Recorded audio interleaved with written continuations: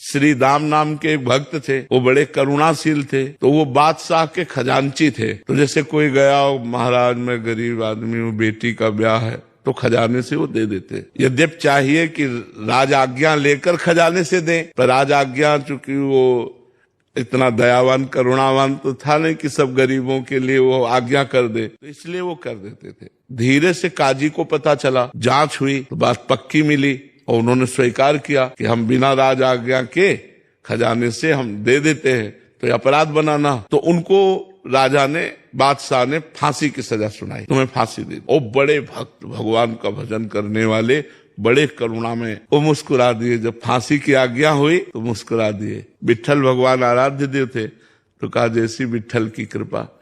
तो उनका तुम्हारी अंतिम इच्छा क्या है? तो उनका एक बार विट्ठल भगवान के सामने से मुझे निकलवा दो, मतलब एक बार आंख मिलवा दो। तो उनको बंधन में डाल करके और विट्ठल भगवान के सामने गए, कहा आप राजी हो? बचल दे, आप राजी हो कि मुझे फांसी हो? तो हम राजी है। जोई जोई प्यारो करे सोई मोहि भाए। यदि प्यारे तुम्हें ऐसा लगता है कि अब मेरा शरीर अंत हो फांसी के द्वारा, तो कोई बात। इधर भगवान पहुंचे बादशाह के पास, 15-16 वर्ष की अवस्था। भगवान तो कितना भी आग को कितना भी छुपा, छुपती थोड़ी, कमल नयन, और मुस्कुरा करके सलाम किया, क्योंकि वो पहली बात तो रूप ही देख करके उसका होश उड़ गया। उन्होंने कहा सुनो, हमारे मालिक को तुमने फांसी की सजा सुनाई है खजाने के कारण, और ऐसे पीताम्बर से छोड़े वो हीरे। बोले हीरे रत्न ऐसे हैं कि तेरा खजाना कुछ नहीं है। और देखा कि वो बड़े कीमती, ये ले और तुरंत मेरे आदेश कर मेरे मालिक को छोड़ा जाए।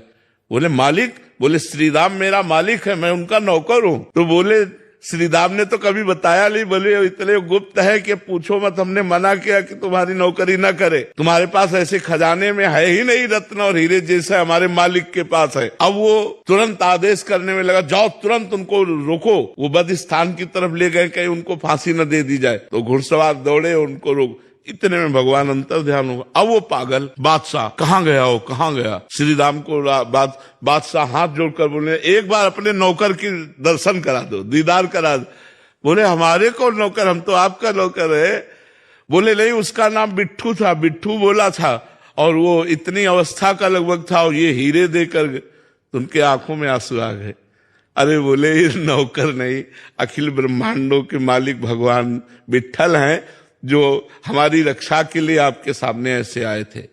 तो अगर भगवान से संबंध है तो किसी भी स्थिति में मन विचलित नहीं होगा।